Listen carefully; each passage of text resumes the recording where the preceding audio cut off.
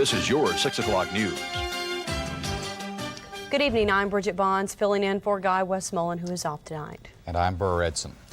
A body has been found in Franklin County, and the question is the body that of Melissa Witt? It's kind of an eye-opening experience, I think, to know how careful you have to be. We think we're often protected here in the small town of Fort Smith. Fort Smith's like any other city its size. We have different types of crimes. We have bank robberies, we have homicide. I don't recall that happening with someone like Melissa Witt. I think the longer it goes by, they haven't found her, that it's not that. I think it's something else. I want her back. I want my friend back, and I want my sister back, and our friends want her back, and her mom wants her back, and her dad wants her back, and if it's a joke, it's gone far enough. And one thing I want to say to her, I want to tell her that she's loved more than anything in the world, and I just love to have her back. If she's able to see me or to hear me, I love her with all my heart. Taken to a place that is so remote that you can go there and scream anytime at the top of your lungs, anytime, day or night. Nobody's going to hear you. The person that did it, if that person is still alive, needs to understand that we're still here and we're still coming.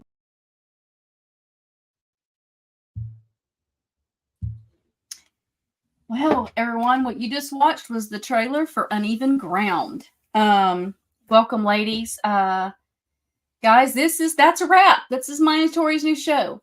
And this week we have Ladonna Humphrey on here, and she is the little mastermind behind that documentary. She is a private investigator. She is an investigative journalist, documentarian, award-winning, and just an all-around amazing human. She's got a lot of irons in the fire. Thank you. That's so nice of you to say. So welcome. And hello, everybody in the chat. I may not catch you all. We're going to kind of go with this and let it flow. So overall, hello to everybody. And so the one thing we're talking about today is, go all the way back up here, is the book, The Girl I Never Knew, which is the inspiration for Uneven Ground, the Melissa Witt story. So share with us, Ladonna, how was this journey? How did you fall into this? You know, it's interesting how it did all come together. I had been a part of a nonprofit that I had founded called Let's Bring Them Home, and we did that for a decade and a half. And we offered services to families that had missing loved ones, missing adults specifically, because services for missing adults, as you know, it's pretty sparse. It's very difficult. Anyway, with the rise of NamUs, which is a government database, our services were really not needed anymore. So we wanted to wrap up our nonprofit, so to speak, with a documentary. And I met with my team. There were 11 of us. And I really thought that we would be putting together a documentary about the plight of missing adults in Arkansas or in the United States. But my team kept coming back and saying, you know, this Melissa Witt case, you know, it's still not solved.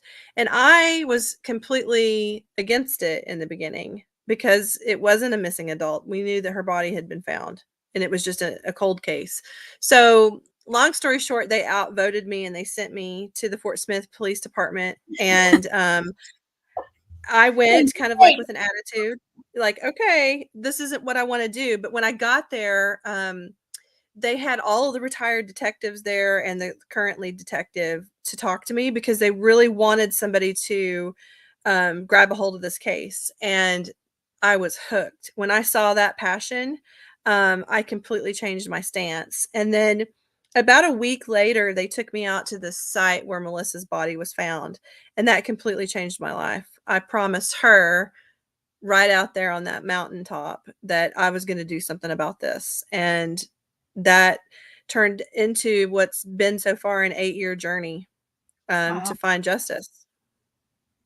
You know, and what I'm currently reading your book or listening to your book. It is on Audible, and that comes in handy for when you're a massive multitasker.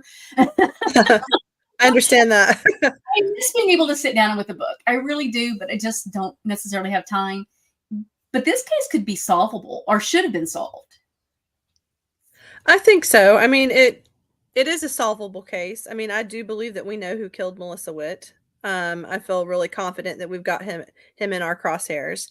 But, you know, this was an early 90s case, mid 90s case, and it was a perfect storm of, you know, a series of these events that hurt the case.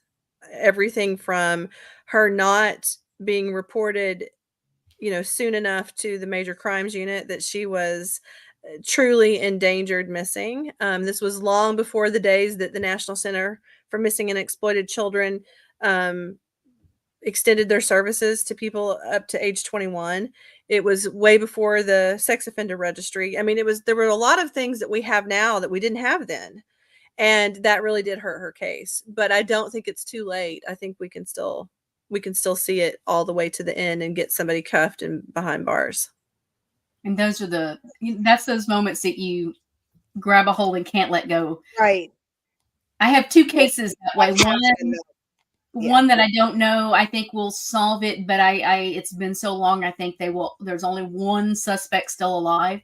And the other one, which is the Hopper Road case, I don't know if you've ever looked into it. It's young enough we can still get some serious justice for that family. But I love cold cases, but then they cause me to lose sleep. Oh yeah, for sure. I mean, especially if you talk to families and you start becoming part of that family with them, and right, you get that connection with them. Yeah, for sure. And I mean, I've lost plenty of sleep over this case. You know, I've invested so much of my life. I joke with people, but I'm also serious that, you know, I've been so dedicated to this case for 8 years. There are marriages that don't last 8 years. And so it's a significant amount of my time. But, you know, and through this journey, then I've come across other cases. I've learned all sorts of things. But I'm not going to give up. You know, Melissa is always that motivating factor for me. You know, that's the goal, justice for Melissa Witt. And then I think then maybe I can sleep at night. And you said the book is on Audible, right? Yes. Right. So people can get it on Audible or Amazon, or in the description of this live are all of the links for both books. She's got 2 books, her website and the documentary. She's kind of a jack of all trades, guys. She's kind of got her little hands in all kinds of little pies. And I just want you to know you've become my inspiration. And I mean that sincerely. Watching, you know, I've been in your group for about a year now, and just watching this kind of unfold. And then when the documentary came out early last year, and you were going to the award ceremonies, and it was taking some ground. And then the other, what was it? Has it been like 2 weeks, Tori? I said, Tori, I want to make a documentary. And she said, okay. Has it been 2 weeks? I don't even know if it's been that long. I may be stretching that a little bit. It might have only been like a week. And my case is a much older case, but it's over a 12-year-old little girl. And I'll just drop the name. It's Kathy Jones. Stephen David Lampley did a book by her. He's a very dear friend of mine. And I messaged him and I said, I know you're not doing true crime anymore, but I want to tell her story. And he said, let's do it. So he's all on board to help us tell the story. So we're going to go to her area. We're going to walk where she walked. We're going to go all there. And it's been, 69. So it's been a long time. A lot's changed, but we're going to show it. Even if we can never get justice in the legal system, at least we have a name. You know what I mean? Right. For Kathy. Yeah. Girl that never had anything. And I cry over her story. I have lost sleep over her story, and she just needs a voice. And so I'm like hooked to that one. So it's your story with this one that's made me go, I want to do this. So we are. I may be messaging you and going, what do we do now? Please do. And so the real question is, how close are you to Tennessee? Because I am in Arkansas, so I'm not far. Oh, not far. Okay. Not far at all. And I love that you want to do that, because one of the things that two things that I wanted to accomplish. Okay, no, three things. Three. I'll say three. One is that it was important to me to tell Melissa's story in a way that was respectful to her, and that in a way that would propel the case. More like gathering the information. It's not a slanted documentary. We definitely don't tell you who we think killed her, right? We don't lean towards that. I was waiting for it. I was waiting, and you left me hanging. And we were very strategic about that, because we did not want to do anything that would hurt the case, but we definitely wanted to just provide the information. And so I wanted to do that for Melissa and for the retired investigators, but I also wanted to show that anybody that's dedicated to a cold case or any type of crime that wants to put together a documentary, you don't have to have a Hulu type budget. We most certainly didn't.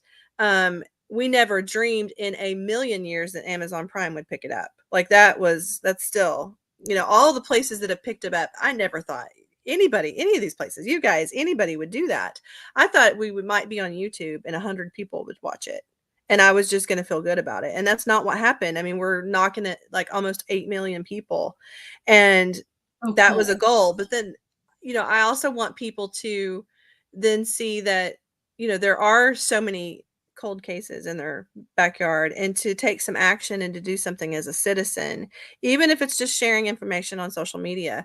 We really wanted to kind of inspire people to do something, because most of these cases are solvable. They just need people like you and me to get behind them and say, we demand justice.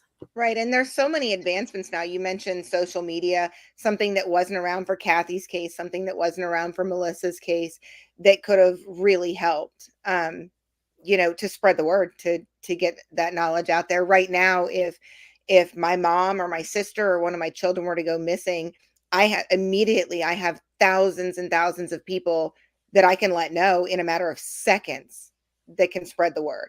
And, get the picture out, start looking, and that's not just here local, that's across the country. And they didn't have that back then. No, and that's a game changer. And for us, when we got involved, it's not, it was to be able to tell Melissa's story and to be able to get the information out there. When we grabbed hold of this case, there was nothing on the internet about Melissa. And so we harnessed the power of social media, and, our group, it's like I tell people, that's a homegrown group of like 25,000 people who started following the case really religiously because they wanted to see justice. And so I love that people are using social media for these cases, because it is a tool that we didn't have before. And it is, very, very powerful. And that's how we brought in so many tips in Melissa's case. So I always encourage advocates, use social media, do it. It's Instagram and Facebook. I know for the cool young kids, Facebook isn't really the thing anymore, but for people in my age group, we still use Facebook, and we're the people that carries the information from the cold cases that might have the information, oh, I remember this or that. And so, Facebook is definitely where it's at, as crazy as that is. Well, and a lot of times, I've said this with Kathy's case, little details that we think are not important could solve a case. It could be as little as the color of shirt somebody wore, or you remember seeing this vehicle, or you heard this. It could be anything that you're not thinking is important, but for those investigators, it's everything. Everything, right? The littlest detail could be the one that cracks the case for them and helps them to narrow down their suspect list, or to completely cut somebody out so they're not wasting their time looking at that person. I agree completely. And we've had all kinds of things come through. I also run a tip line in the case, and I'm in a unique position because law enforcement in Fort Smith actually worked with me in the beginning as an ordinary citizen. I wasn't even a private investigator at the time. And so, we've built a really good rapport. I do run the tip line, I run the website, and then I have the Facebook page. And that's where a majority of the information comes in about Melissa's case. And then I log it, and then I share it with law enforcement immediately. But we've chased down every single lead that's come through. I mean, I've answered over 15,000 emails. We just stay really on top of the case. If it comes in about Melissa, we respond. And so I know that there are a lot of other advocates sort of springing up all across the United States that are doing similar things. And I think it's really amazing to watch. And I'm excited about that. I think that's going to make a difference. I think it will. So tell us about your other book. You have one other book, and I haven't looked at it yet, so this is such a blind question for me. I do. The other book is called Strangled, and it's about a lead that we followed in the Melissa Witt case. And basically, out of that lead, we started investigating online communities that glorify the murder of young women. And there was a movie that was made that was pretty similar to the Melissa Witt case. And so I spent about a year and a half of my life undercover in these online forums. It's called Death Fetish. It's horrific stuff. And out of that, then I launched a podcast called Deep Dark Secrets. And I spent a year investigating death fetish through the podcast. And then this year we're covering human trafficking. So, all the work that we've done in the Witt case sort of spilled over into other advocacy that we're doing. And I'm equally passionate about all of it. Okay, now I'm really fascinated. That's a rabbit hole that I could get lost in. Yeah, trust me. It's definitely a rabbit hole. And so, I will continue to do things. I'm trying to get signatures on a change.org petition that I have. I want to see some teeth put into federal obscenity laws so we can put a stop to violent pornography that glorifies the murder of women.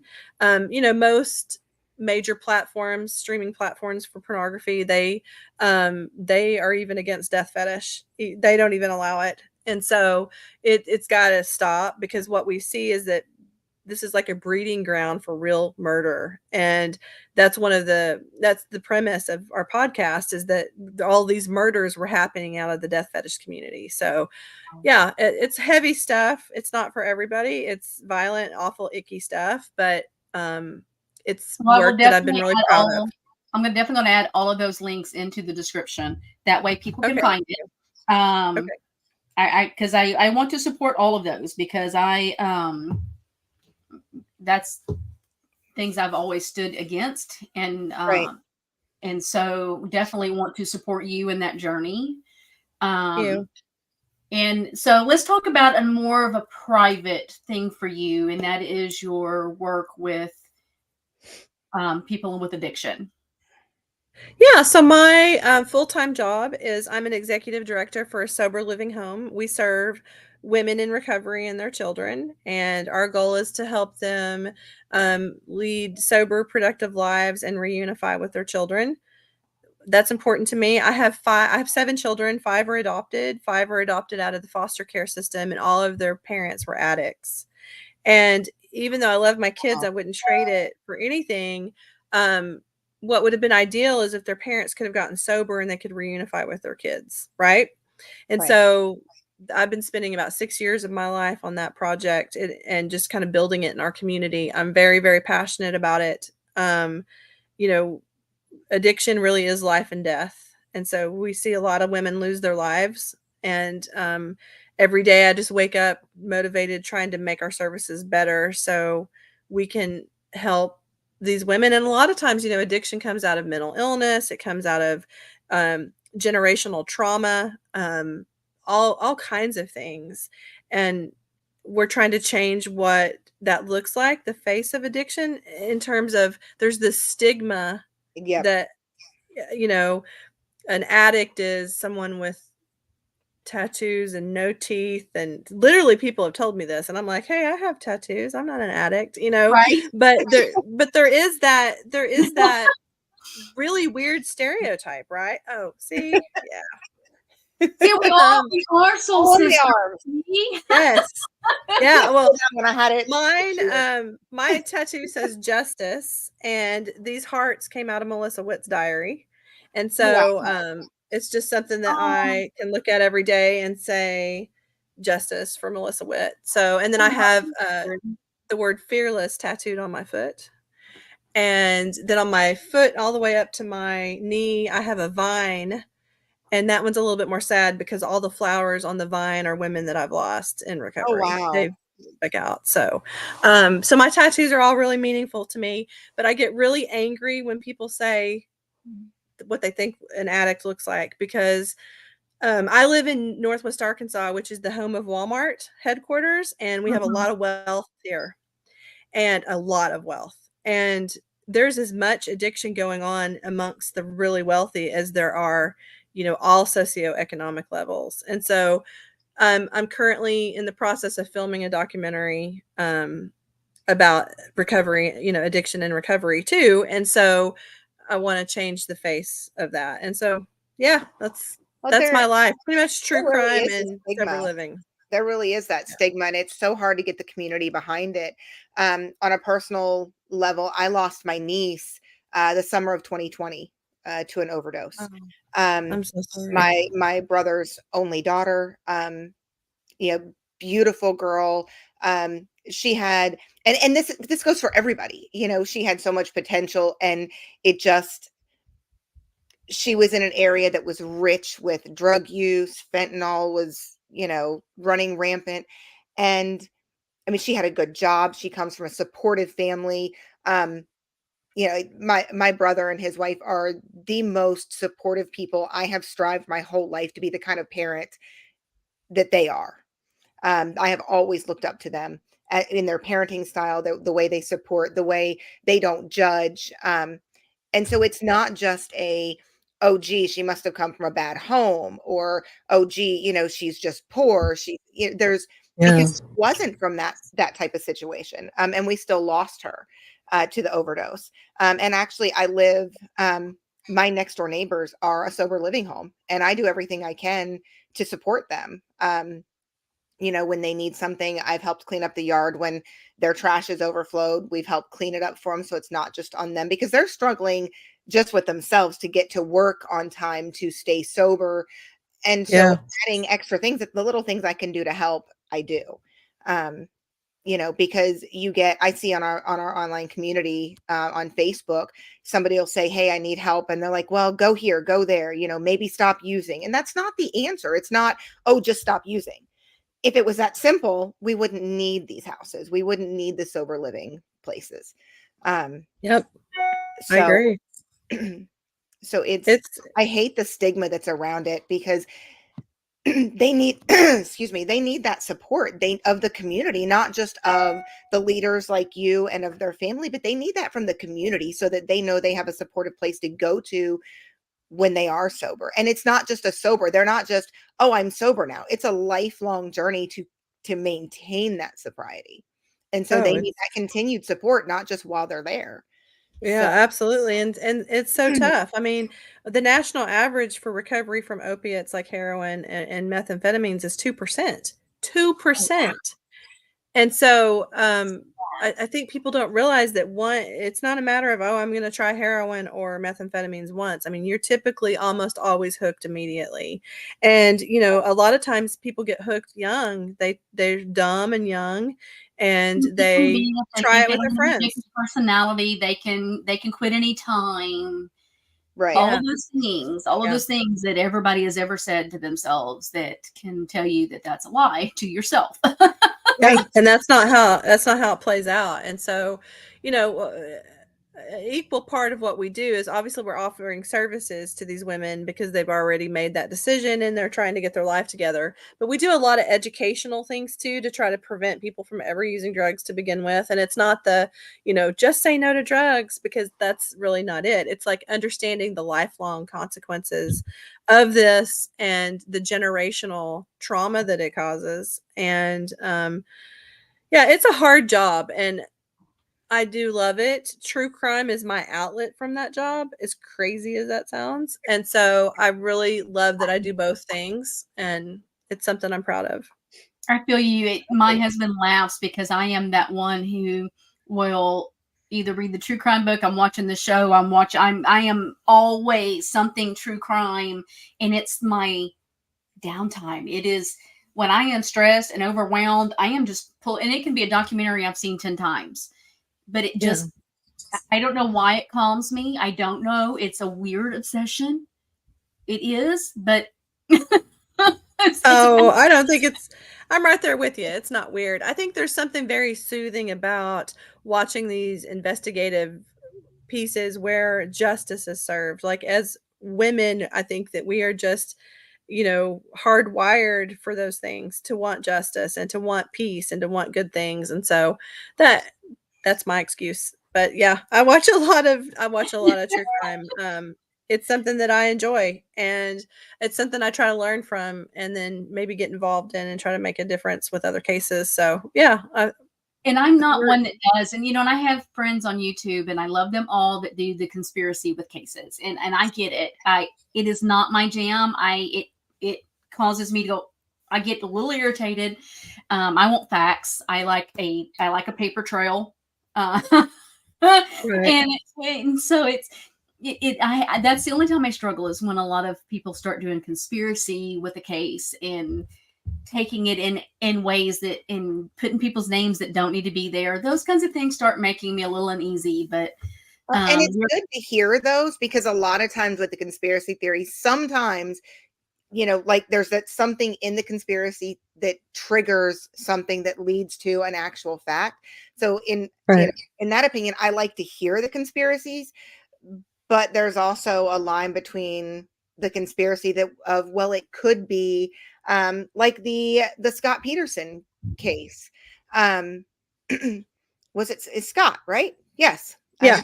I think that's right. Lacey Peterson's ex-husband. Look, there's a lot of Petersons that have done dangerous things. If you're a male, Peterson, change it. Just saying. Wasn't it the Scott Peterson case that there's question about the serial killer who in jail confessed? Oh yeah. It's good to hear that kind of thing.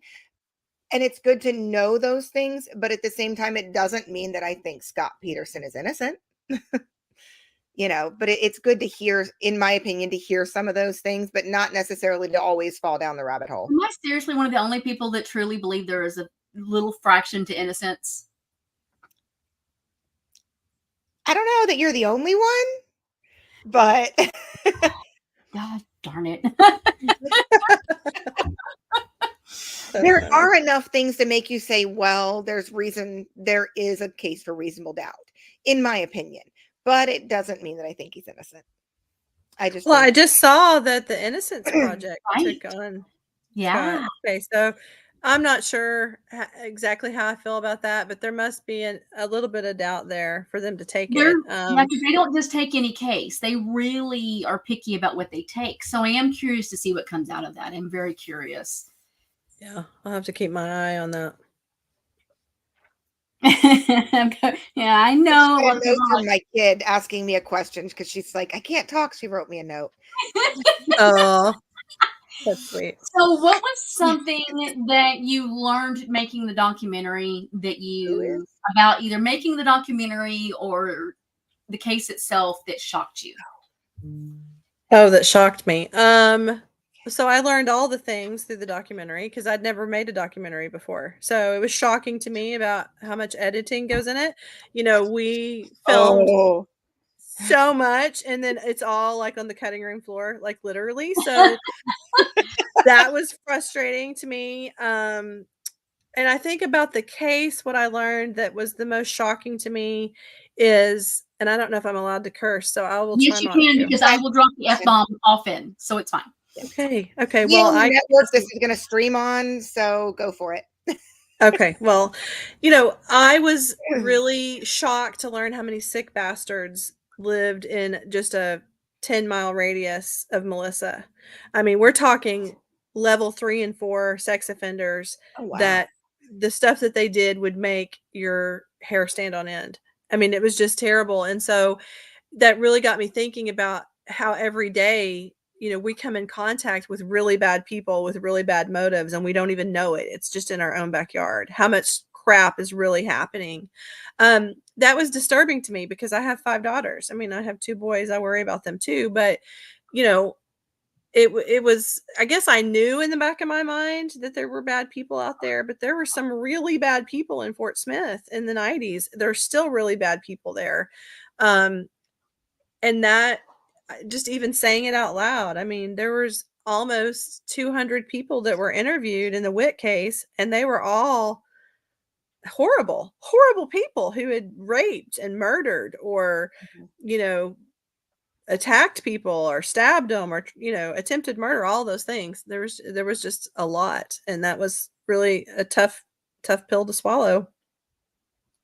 That was back before this sex offender registry was even around, wasn't it? Did we have it? In Arkansas, it wasn't enacted yet when she went missing and her body was found.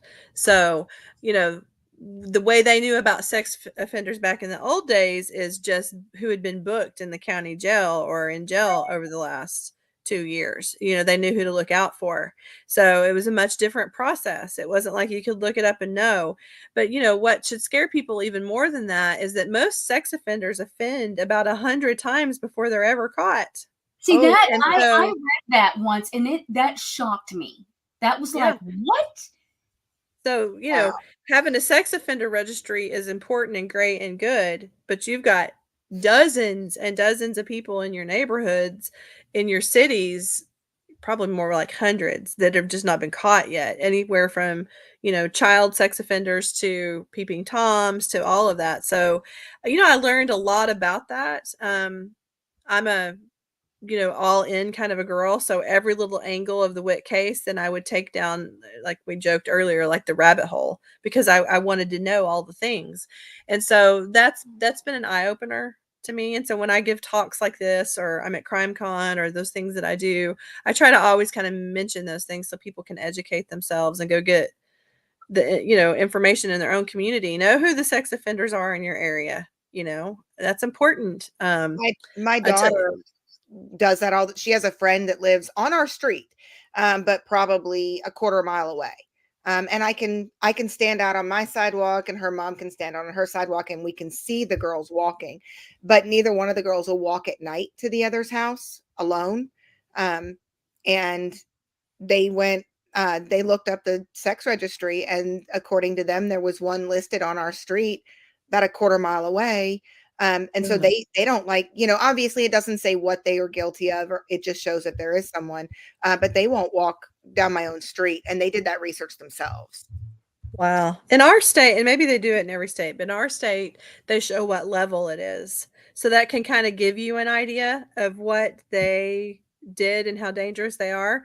You know, in Arkansas, you live near a level 3 or a level 4, you know, you better keep your doors locked. I mean, that's, you know, really frightening. But, you know, I do check the registry a lot, so much so that I was in IHOP. It was probably 9 years ago. Some of my kids were much smaller, and there was a man sitting at the table next to us. And I looked at him and he looked at me, and I knew, oh, I'd seen you on the sex offender registry. You know, I didn't say that to him, but I knew who he was immediately. And we left. I asked for my bill and we left, because he was a level 3 and I have little kids. And so, I didn't say anything, but I think it's important that you know about your surroundings so you can protect yourself. Not so you can be abusive to people, but so you can be, you know, educated and say, this is what I have to do to keep mine safe. Right. Because they do have a right, once they've served their time and been released, to live a life. As long as that's right. And they're behaving and obeying laws and their probation and all of that. Yeah. So they don't need us attacking them and speaking it out in public. Because when you do that's right, kids, but protect your own children. And that's, you know, that kind of goes along with the new fear everybody has on the bathroom debate on transgender. Here's the thing. Don't let your kids go to the bathroom by themselves, period. I don't care. I'm taking that equation out of it, because there are scary people out there. Don't let them go to the bathroom by themselves at all, period. Just watch your kids, people. Right. I mean, what it comes down to, if you're going to have children, then you are responsible for them and their safety. And, you know, we just don't let our kids go off in a store alone anyway. You know, so the bathroom debate isn't even a thing for me. It's you know, there are things we just don't allow our children to do. And, you know, we're more strict, but it's because of the the things that I know, the knowledge that I have about what life is really like out there. You know, I Well, and don't the let my kids kids you spend the night have with already had people. a very rough start to life. Right. And, you know, their story didn't start out with happy rainbows and unicorns. And so I would probably be an extreme mama tiger, and I'm already a mama tiger, so it would probably be really bad. Yeah. It is. I mean, I don't let my kids spend the night anywhere unless I've met both parents and I've spent time in the home myself. And so pretty much they don't spend the night anywhere. But they can have friends over here. You know, so there are things that we do that are a little bit different than other people, but you know, I guess to each his own. So It's just we my have a kids question for particularly kind you. of have been through a lot, like you said.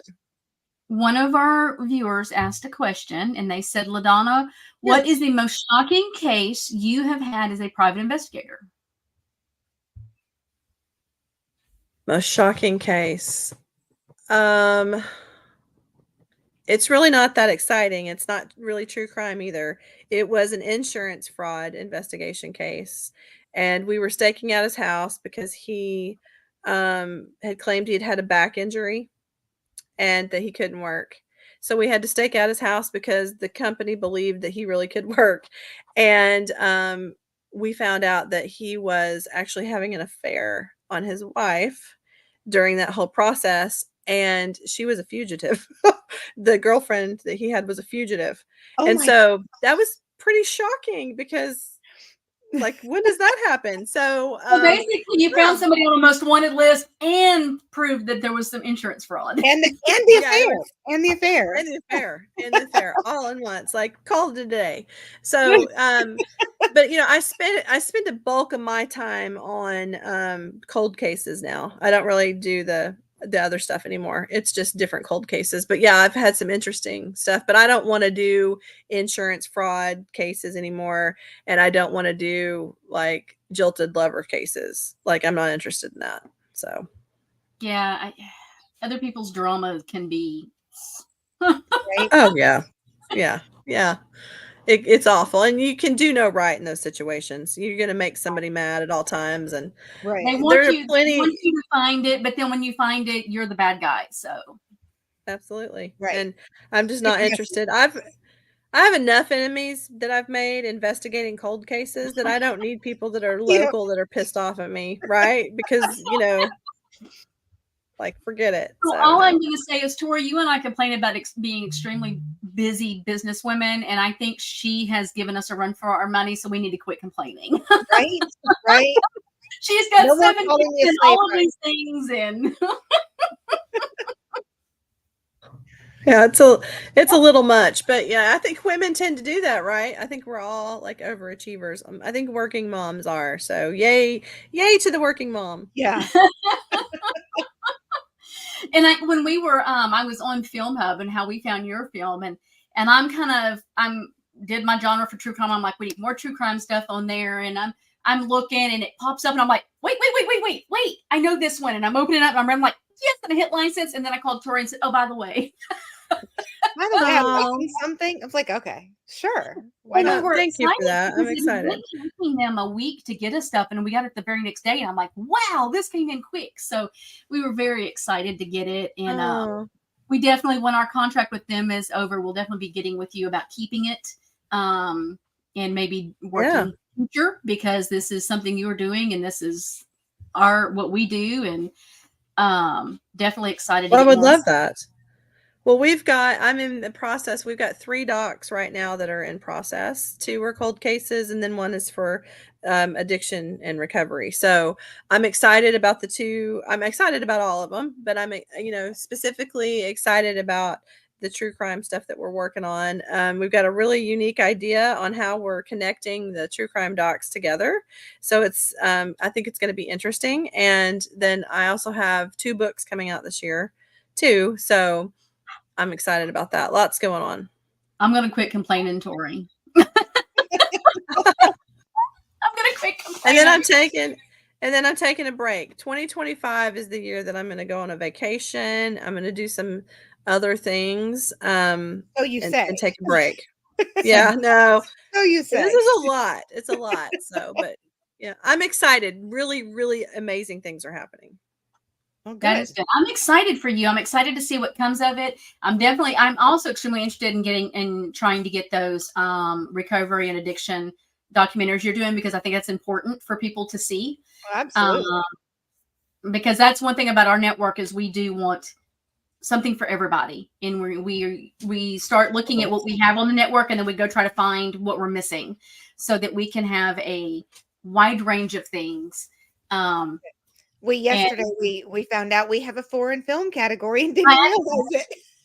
Oh, cool. I'm actually taking the blame for that, because I didn't realize that we had to pay attention that the language was actually English and not.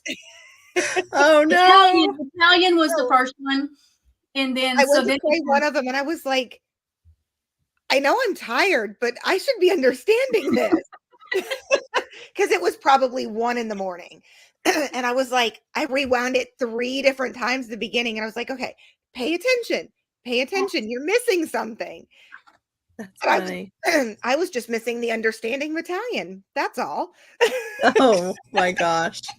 Well, I think it's really exciting and interesting what you guys are doing. And so, yeah, I like to find some ways to work together, because I have a nonprofit called All the Lost Girls. And that nonprofit started because of our work in the Witt case. And we're going to be doing some interesting things that you might be interested in. So I will, of course, talk to you. Raina, hello.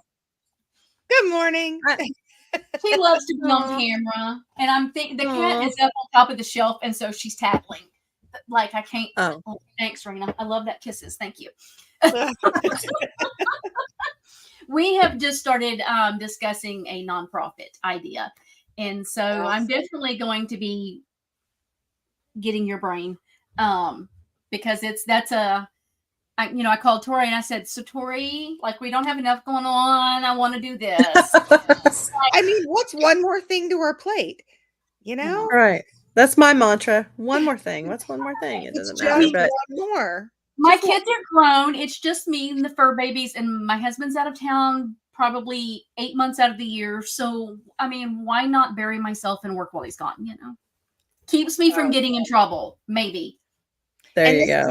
This is my sanity release, because I have 6 kids, 5 who still live at home. Oh, wow. Yeah. Okay. So 5 of them still live at home. 2 of them, my youngest 2 are boys. And if they had been the first 2, I would have had 2 children. I hear you. So my 3-year-old last night, it was, I don't know, midnight-ish, and he's awake because he does that. And he looked at me, he goes, I'm hungry. I was like, what do you want? He goes, I want food.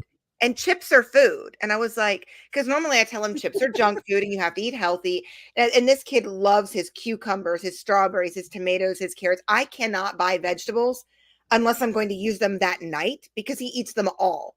So if I plan them for dinner tomorrow, I don't have them. They're gone. So he goes, chips are food. And I was like, okay. And he goes, and I have triangle shaped spaces in my belly to fill. So I need the orange chips, which are Doritos. Yeah. And I'm like, oh, okay. And I swear Roman's going to get his own show. I'm going to make Roman his own show just for his little antics, because the kid says the funny, and he's 3 and he says the funniest stuff. That's funny. He's a mess. He's a mess. Wow. My youngest at home is 7. So, and she's Isabella, and she is like having 20 kids. So I think if we would have had her first, there would be no other children. See, I get that. Yes. Yeah. So my oldest 2 are adults. They're 27 and almost 24. And then I've got a 16-year-old, 13-year-old, 12-year-old, 10-year-old, and a 7-year-old. So, well, we've got, oh gosh, how old is she? 23, 22 next month, 19, 15. And then we started over with 6 and almost 4. Oh, wow. Wow. That's a lot. You got a lot going on. My baby is 7. I would cry. I am not going to lie. I would cry and have myself committed. Yeah, I understand.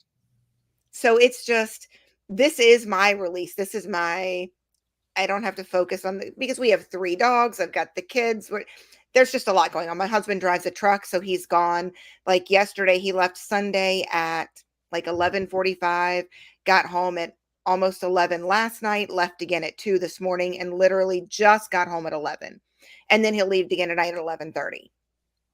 Wow. So, and that's a typical week for us. He's gone, we see him Saturdays. So, yeah, there's a lot here. So this kind of thing is my release. I've got to go. I'm going to be on a live. I'm going to go record. I need 1 hour. That's all I need. Just 1 hour.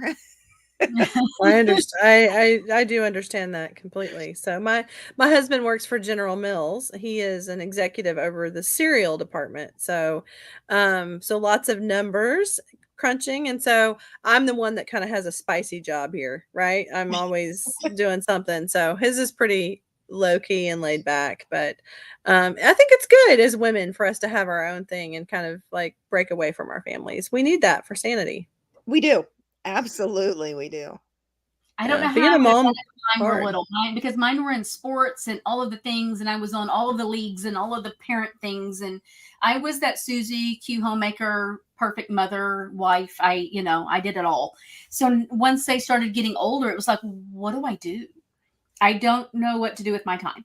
So I started finding things and true crime. And I've always been a true crime person. My first book ever was Small Sacrifices when I was like 13. And so it's always been that. And it snowballed, through the Gypsy case and all these things. And it has and now I'm owner of a network. So, I mean, I love that though. That's so cool.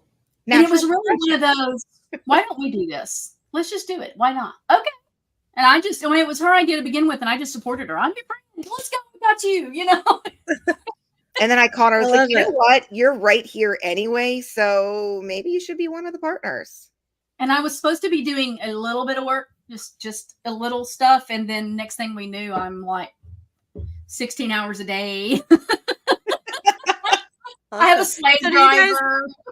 Do you guys live close to each other, or no? I'm in Southeast Texas, and she's in Kentucky. I'm in Eastern Kentucky. Oh wow, okay. So no, we actually met through true crime. It was through the Gypsy Rose Blanchard case. Through a person we had in common there, we met, and we really just talked case for a little bit, and then it just progressed, and we became friends. About our lives and the kids and all of that, and then it just kind of kept snowballing. And we met for the first time last June. Yes, she flew out here last Cool. June. She'll be back this June. I'm so excited. I'm going back in June again, and we're going to a Vine and Wine Fest, and we're going to have the network there. And I have another show called Redneck Wine Diva, where I just do fun things around wine places. And one of the wineries there is partnering with me to make me a wine. With my the 1922 house. 1922 house. They are amazing. And then we're also, that's where we're going to be doing filming for the documentary that we're working on. Nice. Very cool. The goal is to have it done and completed and out on the anniversary of her death in November. So, yes. Wow. We have Good a lot luck to to you. We have a lot to do. It'll be worthwhile. I'm excited. I'll have to follow that journey. So you'll have to keep me looped in, please. Absolutely. We appreciate it. And we look forward to doing more work with you. Yeah, for sure. I think there's some great synergy that we could have on some projects. So yeah, let's definitely look at that. Absolutely. You got anything else, Tori? No, I don't think so. Chat's been kind of asking a few things, and I've been answering. And then we had the one that I thought was a really good question, so I had to ask it. All right. Well, thank you so much, Ladonna, for this morning. Yes. Hope life settles a little bit, and look forward to all of the future projects. And I'll be making sure to share them on YouTube and the network, of course. So absolutely. And don't forget to go and watch Uneven Ground, the Melissa Witt story on Mosaic TV. You can find it. The link is in the description. There's a link that goes straight to it. It is free to watch. Yep. And it is an amazing story. Make sure and go get the book. Support Ladonna. And yes, if you have any other questions, just shoot them our way, because I'm sure we'll have Ladonna back again. So yeah, Veronica says we're going to watch the documentary and have more questions. Absolutely. Absolutely. Yeah. Awesome. I would love to come back. So thank you. And I hope to see you again really soon. Absolutely. Thank you so much, Ladonna. Thank Have you a good Y'all have a day. good morning, and everybody else enjoy the rest of your week, and be safe and watch for the crazy. Like she was telling you, they're all out there. So be very careful and watch your children. And thanks for joining us guys. today. And that's a wrap. That's a wrap. And it's not ending.